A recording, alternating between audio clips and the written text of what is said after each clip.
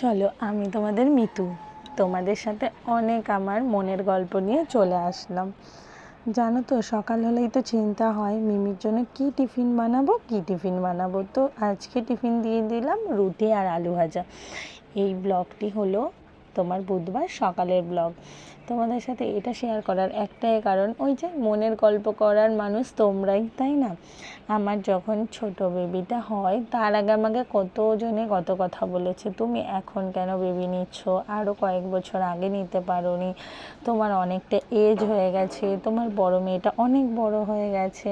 কত কথা না আমাকে শুনতে হয়েছে, তুমি কি করে আতুর ঘর কাটাবে, কি করে তাদের মানুষ করবে। জানি না, সব কিছু হয়তো ভগবান পরীক্ষা নেয়, আবার ভগবানই আমাদের সামলিয়ে দেয়, তাই নয় কি? সেটা বলার একটাই কারণ, অনেক কাকিমা, দিদিমা, পিসিমা যারা আমাকে বলেছে তারা আমার ব্লগগুলো দেখে, তাদের সম্পর্কে আমি একটা কথাই বলছি, তোমরা আমাকে অনেক কথা বলেছো, দেখেছো ভগবান কিন্তু সময়গুলো যেভাবেই হোক না কেন পার করিয়ে দেয়। তো চলো, সকালবেলা একটা নাইটি ছিল সেটা সেলাই করে উঠে তারপর আগে সোনামাকে খাইয়ে দিয়ে স্নান করিয়ে দিলাম। এবার দেখো সোনামা পুজোর ধারে গিয়ে কি গন্ডগোল করে, সেই শুধু পুজো করবে, আমি আর পুজো কি করব। মানে ঠাকুরকে একবারে সব বাতাসা দিয়ে দেবে আর নিজে বাতাসা খেয়ে নেবে।